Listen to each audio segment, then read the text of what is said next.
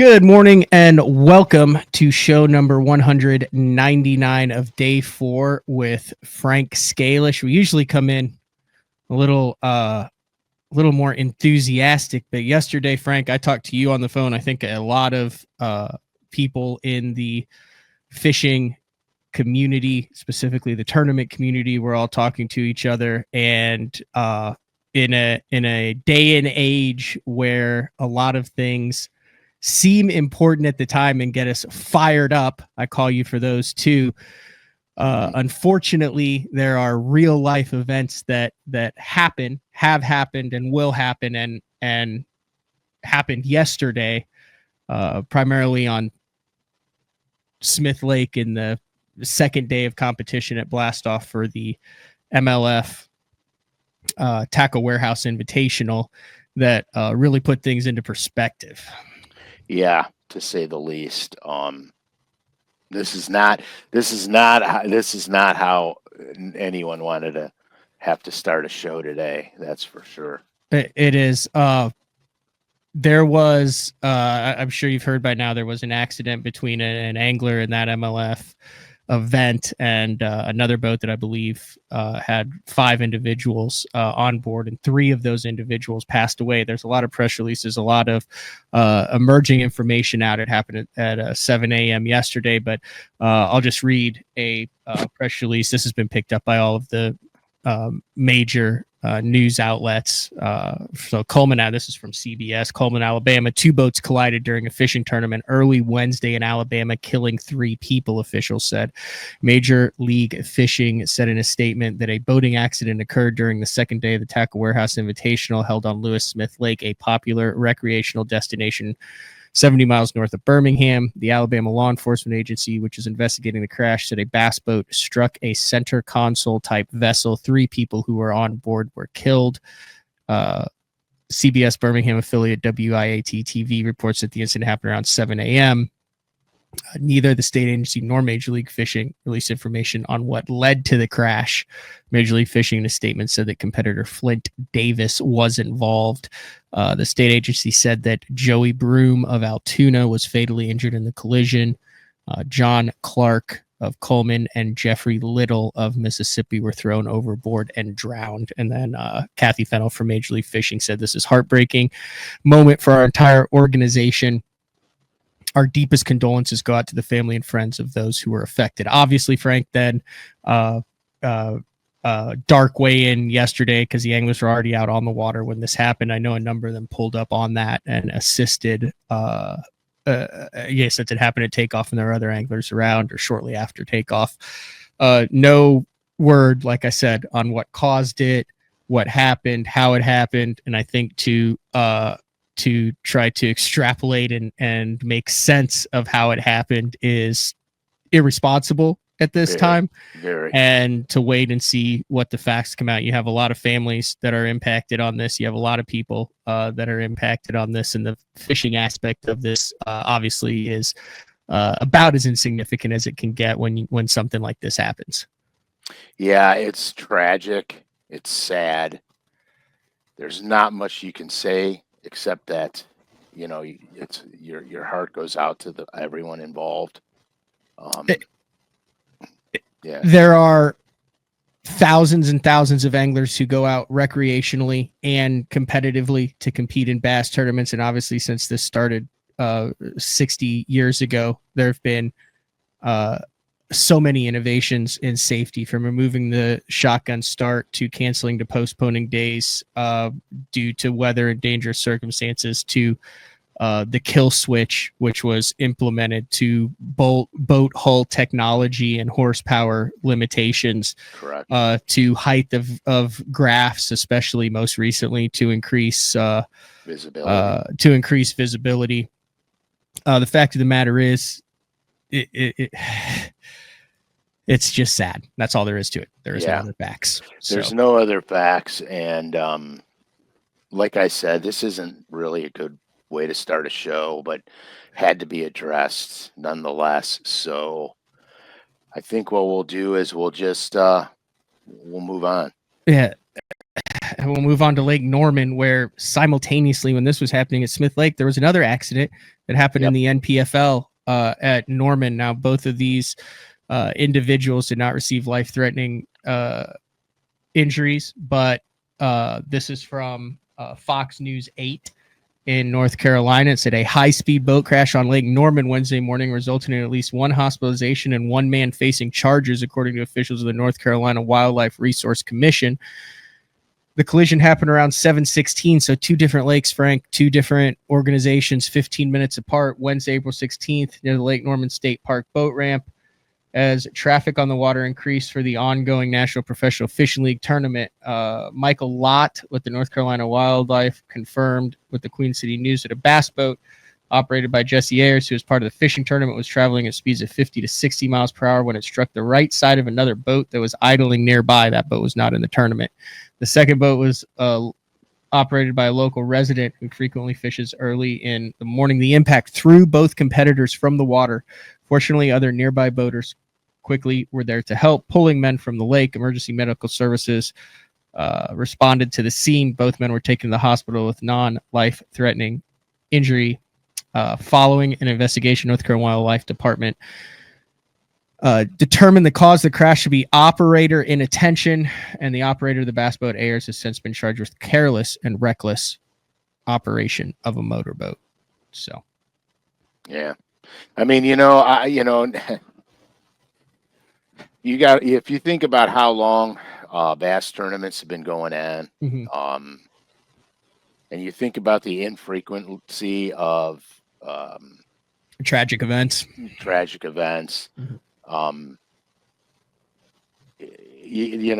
have to kind of weigh it out like that too.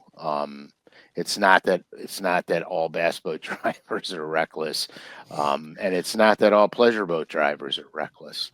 It's just they call them accidents for a reason. They are, and I know we've done numerous safety shows on day 4 on this, particularly fishing in the winter and what you have. I know you've done shows on setting up your vessel properly to prevent preventable accidents from happening. Correct. To make sure that you're powered correctly, that the boat operates as intended to increase the safety of it. And one of the things that I've talked with, and I think you would concur with this statement, is also, these were boats that are driven by anglers, one a older veteran angler, one a younger guy, but for the most part, bass anglers as a whole have a lot of hours behind the steering wheel, especially when you start competing at that, and safety has to be paramount. And there's a lot going on in the industry right now, and like I said, this kind of just centers it back to the human element, the fact that something can happen to anyone at any time. And like I said, our thoughts and prayers for those obviously at Smith Lake, which is horrific. There's been a couple times in my life covering this full time since 2008, where you just get that pit in your stomach as you hear something and you're like, God, please, I hope this isn't true. And then, in a lot of those cases, it continues to get worse and worse, as we've seen. So, right. Yeah, it's terrible. It's absolutely terrible. And not much can be said, especially at this moment in time. So, yep. All right. There'll be other discussions to have about this once the details are out, once the things have emerged, as to just like in any other sport that has had tragedies happening in the past. There's always going to be that element of danger, but there also will be probably steps forward in innovations and ways to make it even less of a likelihood for it to happen. But we're going to pivot from there. It is day 4, number 199. Coming up in May 30th, the Ohio Bass Fishing Hall of Fame is going to announce the 10 inductees for 2025. I believe right now the list has 50 or so on it. They're going to narrow it down, and May 30th, they are going to announce the 10 inductees. Well, that's really good, Frank. I hope you get in. I hope so too. Should that come to fruition, maybe we could have a little party around that. It would be like 2 parties in 2 months then, since we've got the show number 200 coming up. Yeah, and we'll have to talk about what we're going to do on that show also. Yeah. I'm headed to California this week for Easter. All right. And then I should be back on the 24th, and then I'm doing get this. I was asked to co-host along with Kevin Rogers the Bass Cat Owners Tournament on Grand Lake. So like the guy weighing the people in and talking behind the mic. Like, I mean, I talk for a living, but I'm already a little nervous about doing that. Dude, I got a funniest story on earth. I have a funny story. Okay, let's hear it. Okay, so Matt, you are no stranger to talking. You are no stranger to talking in front of tons of people, big audience. I am no stranger to talking in front of big audiences and tons of people. So back in the I would venture to say sometimes we even talk about things we're not supposed to talk about. That's how much we enjoy talking. Yes, because you know, once we start going, there's no putting the brakes on. Yeah. Okay. Continue. So anyhow. So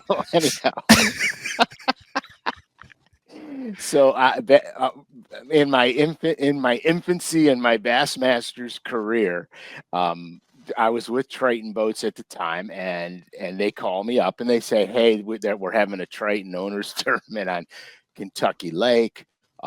It's sponsored by Froggy, the country station, and you know, we want you to go and MC the event." And so of course I can't say no because it's a part of my obligations. Yeah. So I get Frankie, and he's a young little rat at the time. I get Frankie and I go, "Come on, bud, you're coming with me. We're going to go to Kentucky Lake." He goes, "Are we fishing?" I go, "No, we're not fishing. We're going to go MC a tournament and, you know, blah, blah, blah." So listen to this, man. So we go down there. We drive down there. We put 2 fishing rods in the truck. All right. Because we're going to have, there's going to be a pond. There's going to be, you know, Frankie could walk the banks of the lake while I'm doing the MC, and he could fish in the marina. This is going to be a great father-son gig. Okay. Right. So the hotel we stay at, I amazingly has a pond in right behind the hotel. So stroke of good luck, stroke of fortune. So we go out there and we start smoking bass in this pond. So it's starting out to be great, right? And we're just we're like, good, this is good. So we get up early. I have to go to this tournament thing. I have to see what's going on. So they show me the stage. They show me where everything's going to be. You know, you come in at this time and then we'll start shuffling guys up and, you know, you do your thing. And I'm like, okay, no problem. Well, here's what happens. They have me, the MC of the event, 25 feet away from the stage. I can't talk to the guys, okay? Like, I can't go, "Great catch, how'd you catch them?" Put my arm on their shoulder, "Way to go, buddy, big fish, great." Nothing. I have no interaction with the anglers. Oh, I'm literally set aside. It was the absolute worst possible job that I could do. I was so bad. Like, I was so bad. All right. You couldn't tell how big the fish were. You couldn't do like eye contact with them. Nothing. None. So you just stood there and you're like, up next. Yeah. So basically what Joe, and it looks like he's got some fish and they're 8 pounds. Good job, Joe. Next. Yeah. 100%. And so Froggy was the radio station, and then I kept calling it the Frog. Oh, no. Yeah, it was horrible. And so I'm driving home from the event, And I won't say who called me from Triton. Great guy though. He calls me up. He goes, "Yeah, you won't be doing that ever again." This is not the story I needed to hear heading into my first MC experience. Fortunately, I'm doing it with Kevin Rogers, who's a great public speaker as well. So hopefully the tag duo will be better. And I think we have wireless mics. We'll actually be able to be up on the stage talking to the folks that are fishing for a boat. Oh yeah, I was so far away from the anglers. It was like it was so dumb. It was so dumb. I had zero interaction, and I had to just sit up there for what, like 3 hours? Yeah. Oh, that's a great bag of bass. Oh, look at that smallmouth. Holy smokes! I couldn't say, "Hey, Joe Blow." Yeah. You know, did you get that early in the day, or was that a late day call, or right? Did you? The guy comes in with 4, and you go, "Well, the limit's 5." Yeah. Oh, yeah, exactly. Did you lose the limit fish that would have made the drive home palatable? Yeah, exactly. Exactly. So it was the worst thing. And Frankie, now at the time he was just a little shithead, man. This is a Bass Cat Owners Tournament, April 25th and 26th on Grand. So if you either need to have a cat or you need to know someone who has a cat. And it also doesn't matter how old that cat is. Like it could be a 95 Pantera. Anyway. Yeah, so Frankie, we're driving home, and I don't even know how young he was. He was young, man. And we're driving home, and he looks at me and he goes, "Dad, you suck." Oh man. And that's one of those things where you're in it and that you're stuck there until it's like there is no bailing out, like where you can't just like that the next 3 hours you're just gonna eat it. Oh, and it got worse. Let me put it to you this way. It didn't start out good and it got worse. So it was bad. It was so bad. Yeah. I was so embarrassed, man. I couldn't even. And I told the people there, I'm like, why can't I be on stage? Why can't I be standing next to them? Mm-hmm. That's not how we're set up. And I'm like, well, this is going to be ridiculous. I can't even hear them. You know what I mean? Yeah. It's interesting. That crappie tournament that I fished on Fork was interesting because like you gave your fish to the guy like 2 minutes before you were up on stage, and then they took it out of the bag, everything, and they literally had like a blue marlin scale. Like, how they hoist it up and everybody can see so they like clip it in and it's like this thing and it goes zoom when the fish is on it. So like the fish is on the wall of the weigh-in behind you and you're like looking at it, and then the weight pops up, where it normally does, where you have your basket. Wow. That's wild. Yeah, but you guys caught some nice crappie, man. You guys, those were nice. In that one, yeah. But yeah, so I don't know if I needed to know about that MC story. But it's not going to be the same because you're going to be interacting with the anglers. As far as I know, if I get there and it's 40 feet off to the side, well, I'm going to start sweating bullets. You just leave. just tell them you got food poisoning. On second thought, food poisoning. I can't make it. This MC thing isn't for me. I'll leave it to Chris Jones and yeah, exactly. Dave Mercer. Exactly. It's like, I got food poisoning. My thing is, do I need to come up with like my own catch slogans? Like, Shazam, what a catch. Like Mercer, like Chris Jones has, 5 bass limit. And I saw some of the guys say, catches them everywhere we go. And, it's like, he's got their, wow, have their catchphrase. Mercer has giant bass, hydrilla gorilla nicknames and all that. Like, do I need to come up with like a list of memorized exclamatory comments for big bags? No, just don't say biggin. That's the only thing I ask of you. A biggin. Biggin. Don't Not a big fan of that. No, I hate it. It's like, no. You'll have a lot of fun because you'll get to interact with them all, and you have a co-commentator with you. Like, how about this? And that's a quality satchel of largemouth. No? Look at the satchel on that one. Yeah. No, I'm not sure. I'm not A sure. post-spawn piranha. Like if I'm they not. have 5 for 14, can you call them skinny minis with a Yeah, limit of skinny minis? yeah, you could say, hey, were those born on the way in? Just just treat the weigh-in like a roast instead of like a weigh-in, and just blast everybody who doesn't have over 18 pounds. Oh yeah, smoke them. Mm-hmm. just just smoke them. Do a fish burn and just fricking smoke them. Oh, yeah. You know the funniest thing. One of the funniest things it was when I was fishing, I became really good friends with fish. We had a great relationship. We hung out all the time. And when I won Buffalo, Fish wasn't there to MC it. And I was so bummed out the first 2 days because I was clearly I was doing well. And Mm-hmm. I wanted so bad for Fish to do, to be there to do it for me, right? And on the third day, and I had no idea. On the last day of the weigh-in, I come in with the fish, and sure than crap, I hear Fishburne's voice. Oh, hell yeah. Yeah, he came in. He came. Now he didn't come in for me on the last day. Clearly, he couldn't make the first 2 days.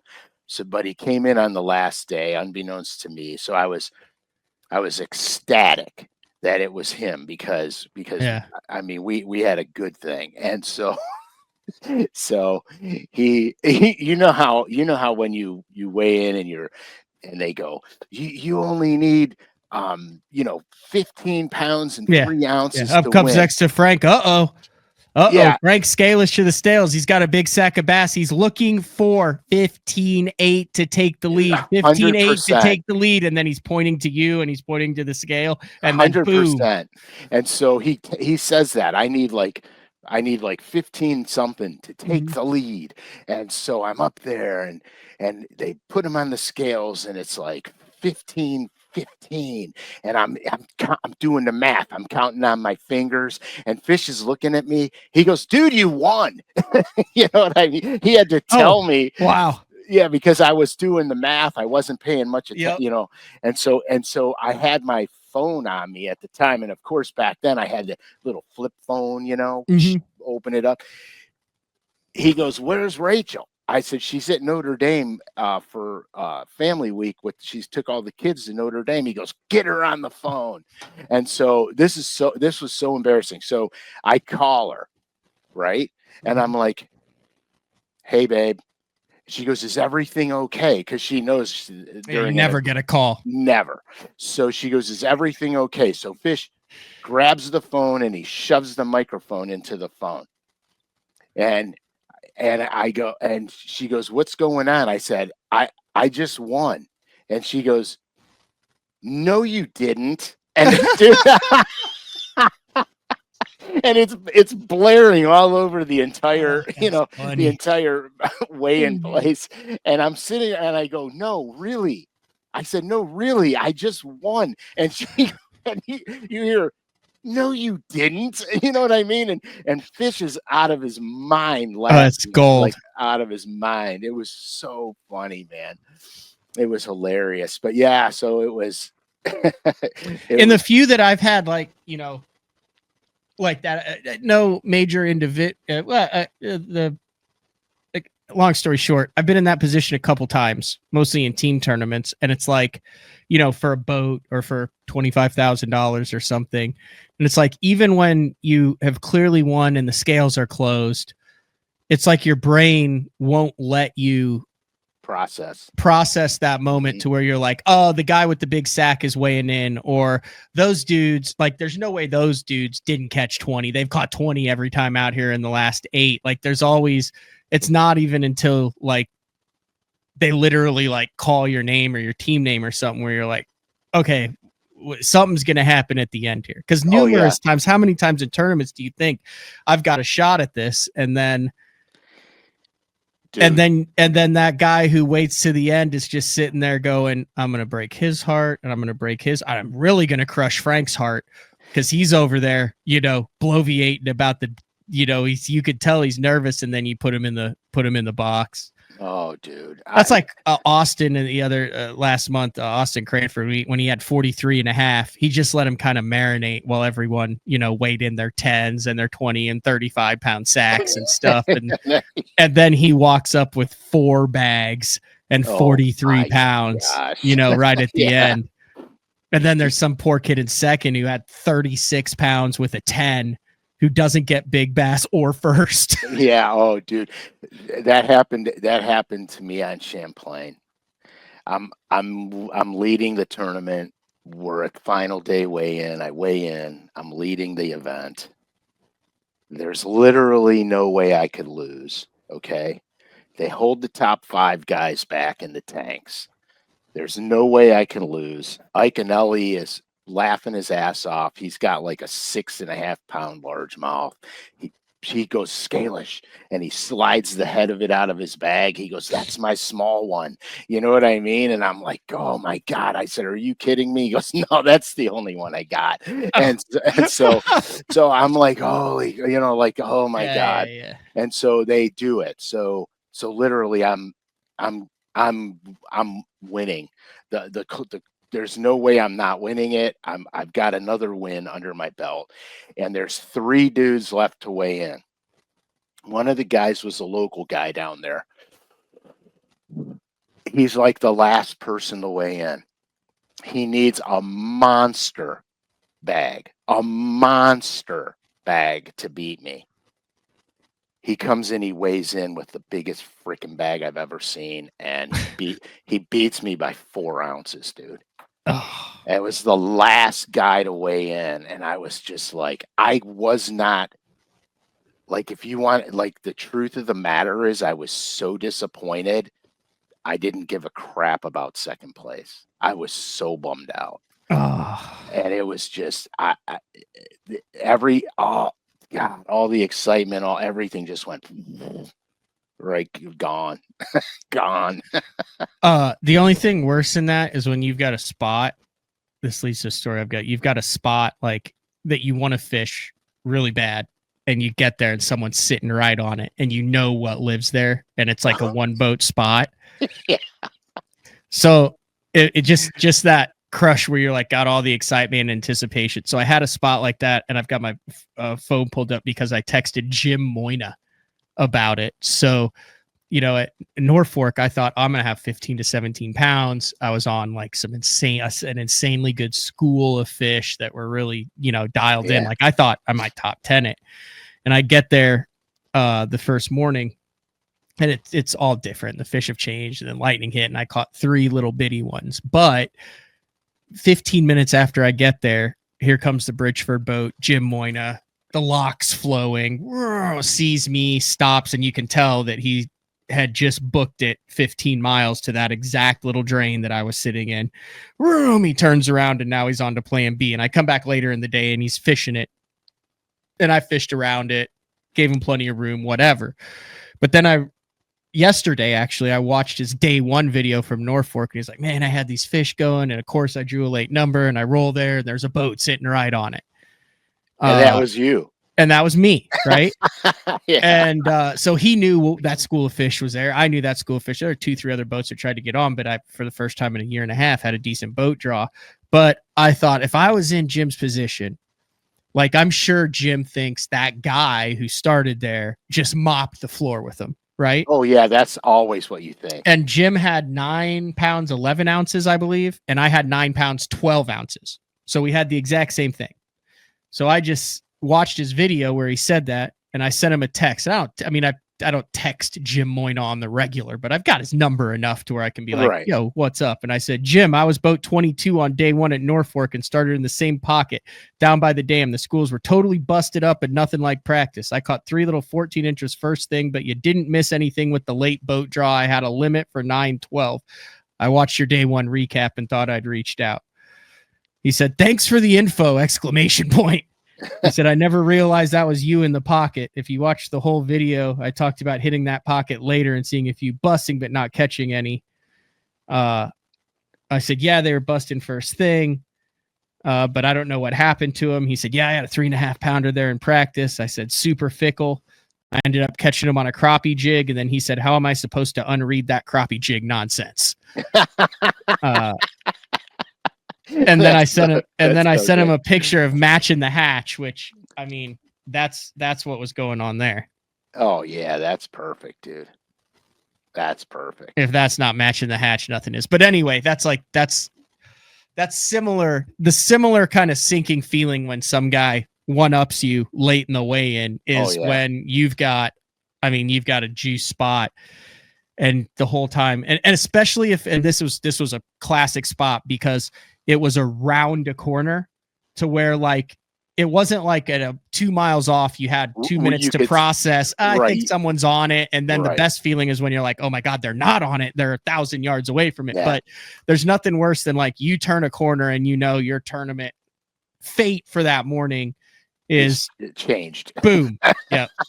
And you know, the funniest thing you said was the guy that pulls up there that sees somebody on it, you can't not think they're crushing them. Oh, absolutely. Because I've been there for the last year and a half because of my day one draws. Yeah, you cannot, I don't care what goes through your head. Your first thing is they're crushing them. You know what I mean? So that is so funny. That's so good, man. I do want to mention on Lure Net, currently going on right now is, what do we got going? I meant National Crawfish Day. Outstanding. It is. Select craw baits are 40% off on lurenet.com. So that means that I do not believe you can use the BTL code for additional percentage off. Plug that code in anyway. Try it. See if it works. Plug it in. I mean, it's not like we're just throwing out stuff that shouldn't be thrown out today. Yeah. Lurenet.com, loyal listener code BTL25 to get 15% off all regular purchases. In celebration of National Crawfish Day, you have the Middle End Craw Series, the One Knocker in Graffiti Craw Series. If I was to pick one color, and I don't mean to fed you with this, but this is one of my favorite colors ever. It's so cool because it's crawfishy, but it's also bait. Did you do it? No, I didn't do these ones, but click through the color schemes. Dude, are those not the coolest color schemes ever? Like, not ever, but 100%. Those are fantastic. Yeah, and that one. They look so good in the water. I have all of them, and man alive, dude, they look good in the water. You should go back to there and go back to the Norman Middle End. Let's see. I will. I just wanted patterns they have in there. Pull it back up. The deep little end, the tiny end, the deep baby ends, all of the Rebel R's. Now I did the Rebel colors also, but if you click on the view product and click on the scroll sheet, yeah, there you go. Yeah, I did that one, not that one, that one, and that one I did. All sorts. And then this is what got me, Frank, because who among us doesn't love when a smallmouth comes up and smokes a crawfish that's doing a backstroke over 30 foot of water on the surface? That dead and tiny torpedo in brown crawdad. Yeah, man. The big O's. The hog good. crawler, they got like everything craw. Like everything cross. So like those are $5.39, the crankbaits. The hog craws $2.39 a pack. The spine craws that you talk about $2.39. Like this is a killer deal here. Yeah, that's really good, man. Go to the speed end. Let me see what colors they got in there. Do they have the speed end? Yeah, you blew past it. There it is. My bad. Oh, they got the one. Justin Dirt red. Red craw. Yeah. All right. That's for fair. $5.39. National Crawfish Day. Yeah, I've been catching them on the speed end, man. I didn't know it was National Crawfish Day. Yeah, I had some amazing days this year fishing the speed end in Ghost Pepper and Chili Bowl, Mhm. and then I got really, big and bold in the britches, and then I went out 2 times and I caught one. Let me ask you this: you're big on lateral line, two tones, and gut bags on bait fish. Is there anything that on a crawfish pattern that you make sure you implement that you think gets more bites from a Yeah, color scheme or a contrast scheme? marbling, marbling and dark backs. Um, I think are key triggers on a crayfish. Marbling, you marble the colors, and then you have a dark back.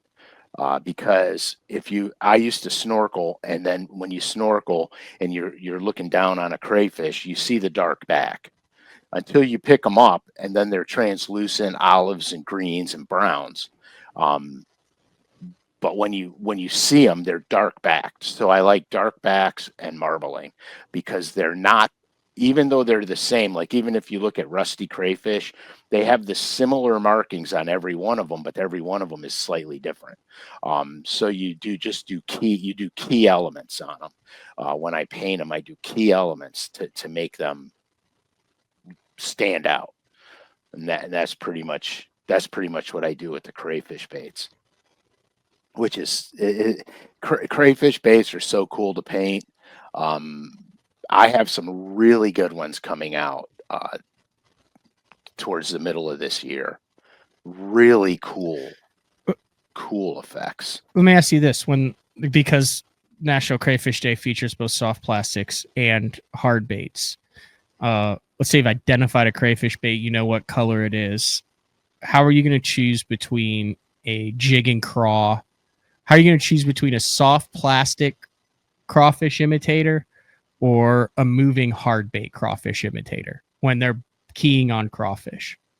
Well, the cool thing is I actually was rigging my boat before we went on live today, and I put on 2 jigs, 2 soft plastic craws, Texas rigged, 1 soft plastic craw on a shaky head, and I've got 3 crawdad color crankbaits. I have a red one. What did I put on? I have a red one and a chartreuse one, and then I have a natural colored one on. Because you don't know until you know. Oh, Hal Schramm wrote this article. I know Hal. Hal's like legendary. Outstanding. Hal's the man.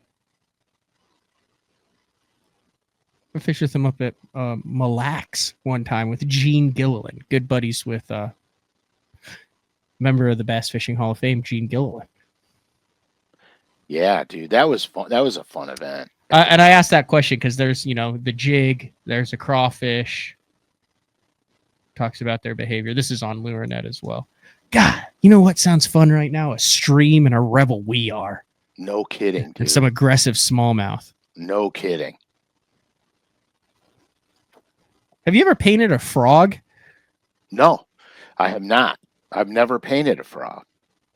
You think you could make it to where the paint would stay? I'd have to dry them off with a paper towel first. But no, like a hollow body, like a pad crasher. No, I have never done that. But yeah, there's guys that paint them. I just think that makes that big a difference? Or do you think it's just the bottom, the silhouette on whether it's light or dark, and that's the only thing? It's silhouette. They only see the belly anyway. You don't do at request frog painting then? I do not. I cannot paint lures for the private sector. A private sector. I feel like that might be a contractual, like a clause there. That LureNet's like, yes. Hey, you paint for us and us only. The Santa Claus.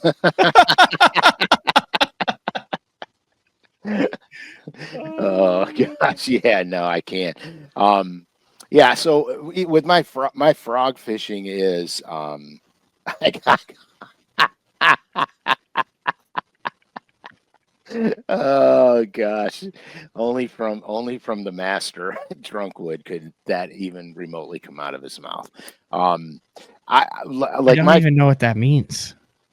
Well, that's the beauty part about it. I got caught painting my frog in high school once, period.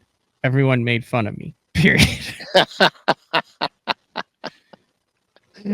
Oh You boy. want to just take random questions? We'll go from crawfish week to frog week. Mike Soul said, "How about the verdict on tinsel versus rubber skirt for frog legs?" Okay, I could take that one right now. All right.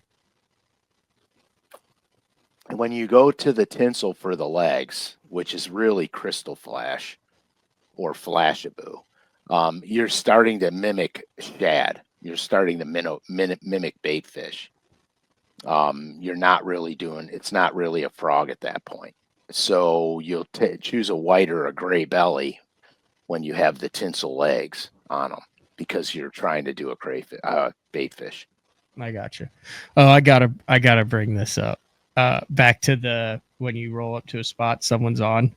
Mr. Dustin Fisher said, "Try a kayak tournament, and there's a guy in front of you running down the lake directly to your spot. You know, there's nothing you could do to make your kayak go any faster."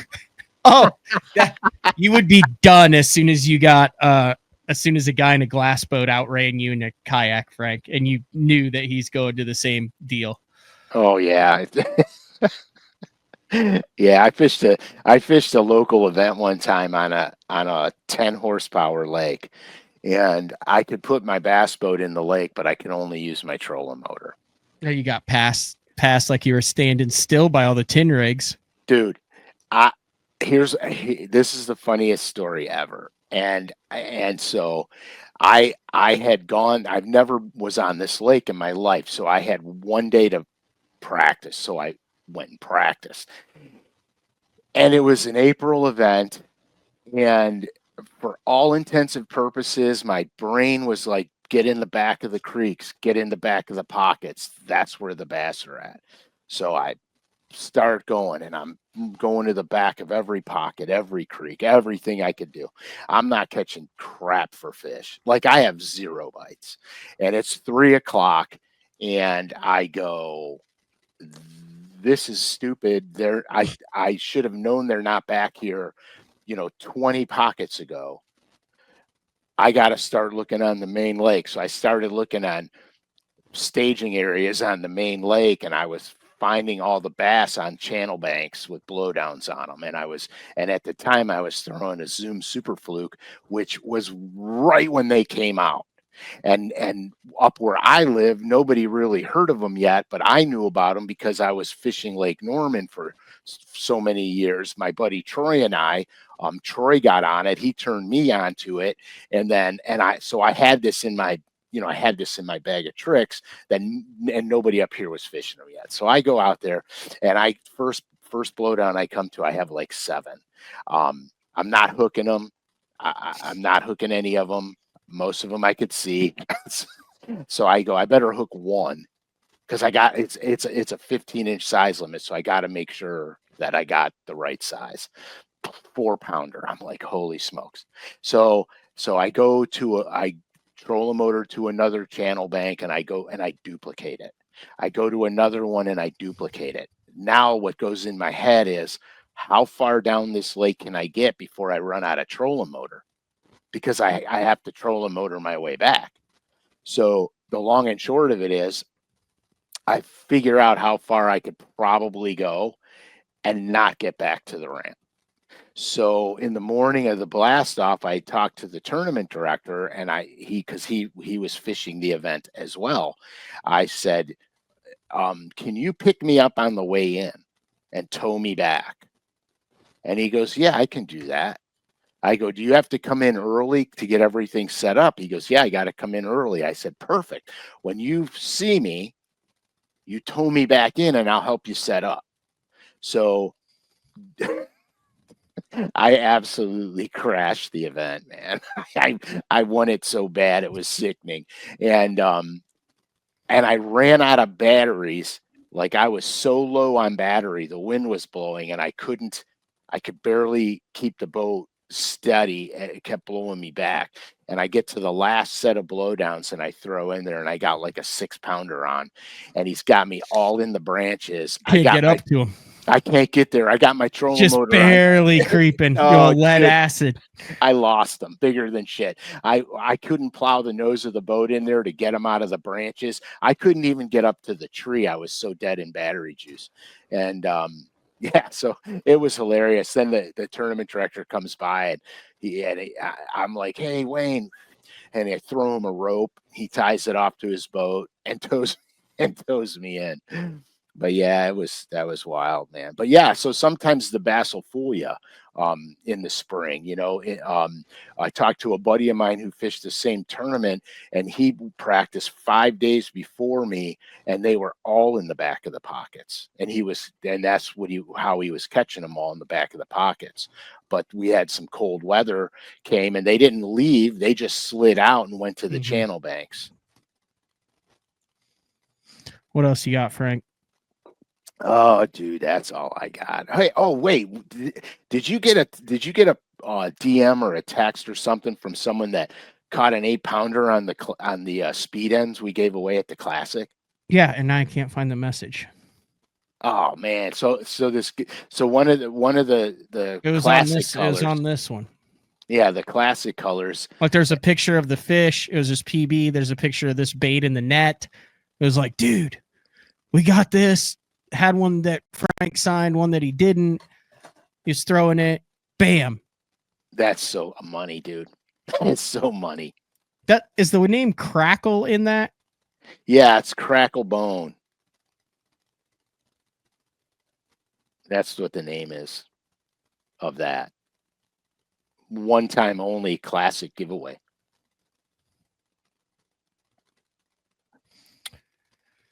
I'm seeing if I can use keywords to find it.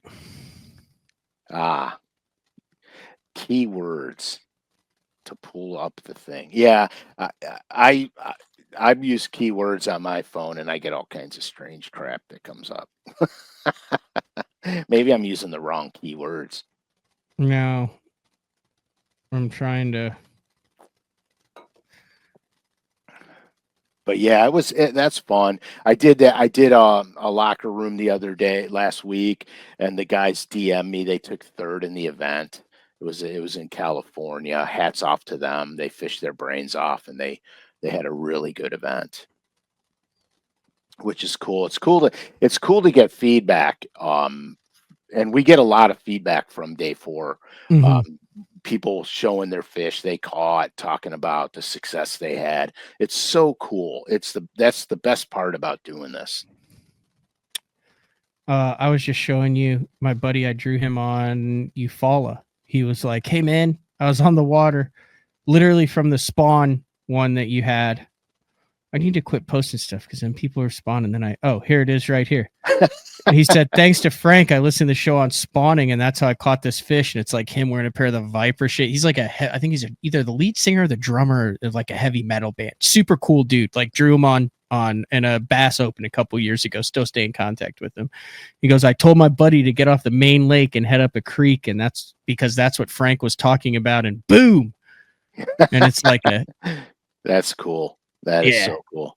Like he's got the bull ring through his nose with the look. It's kind of a badass picture.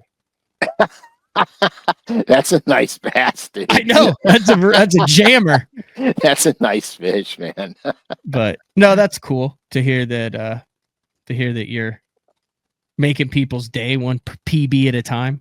Yeah, it's fun. It is so much fun.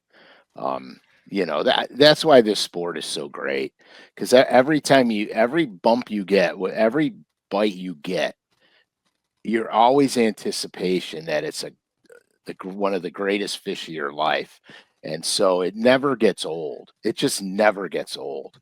Yeah. All right, I think we wrap up the show here, Frank. Show 199. We'll have to do some details on show 200. Yeah. I guess we'll have to get that in next week on the 24th, because the following week then is the 1st, and I'll be at the St. Jude, and then the 8th we can't postpone it 2 weeks. Should we do a 199.5 maybe? So what are we gonna do? Half a show? Oh, we could go live for half an hour, and then we could do. Here's the thing. Okay, so I'm wait, we like got gone all week, and I want to do an extravagant.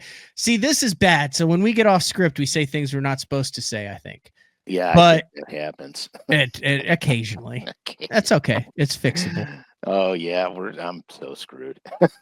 No, you're not. True. Um, so the 200 show would be on the 24th of April, Correct. and you will not be here on the 24th. No, I'll be here on the 24th. It's just that today is the 17th and I'm leaving the 18th and I get back on the 22nd. So that gives me 1 day to prepare for the biggest show in the history of Day 4 with Frank Scalish.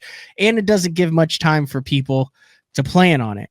So if we somehow did a bonus show on the 24th, then there is no show on the 1st because they're at the St. Jude Bass Classic, which by the way, there's over 200 people that are watching this live now. And if you're listening to the replay on this, the St. Jude Bass Fishing Saves Lives t-shirts are only available for sale for another day. It closes at the end of the 19th. 100% of the proceeds go to the St. Jude Children's Research Hospital. This is the 4th year that we've done it. New design for this year. Go to basstalklive.com, shop BTL to get your St. Jude Saves Lives Bass Fishing t-shirt. And thank you to all of those who have done it, who have let me know that they've purchased it. There's a number of guys who've got them all 4 years. There's guys who've bought shirts in the past for their high school team, for their buddies in the club, for, things like that. So greatly appreciate that. And go get your t-shirt. So yes, back to that. So May 8th would be, we get back on the 5th from the St. Jude. May 8th, which is that Thursday, the first Thursday in May, would be better for me because I could get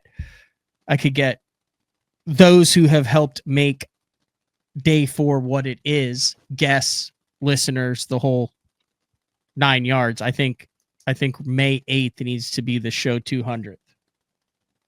Okay. How about we do this? How about April 24th, we do a question and answer show? Okay. And if you have questions for Frank, you can just leave them in the comments of this show. That's next week. Or you can email matt@basszone.com relating to anything in the fishing world.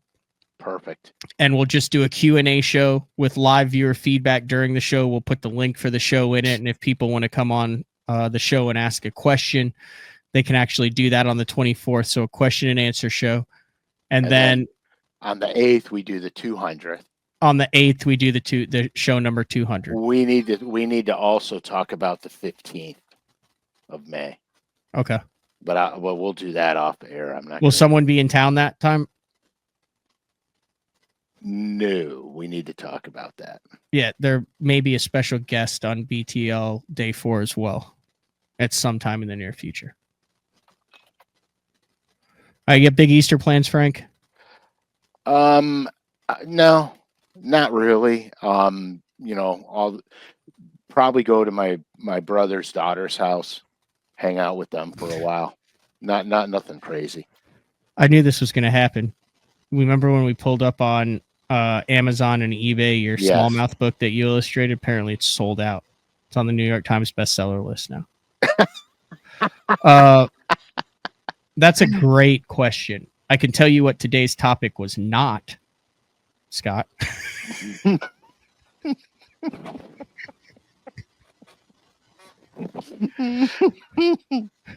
Oh my God. My coffee just almost choked to death on my coffee. Dude, that is so funny.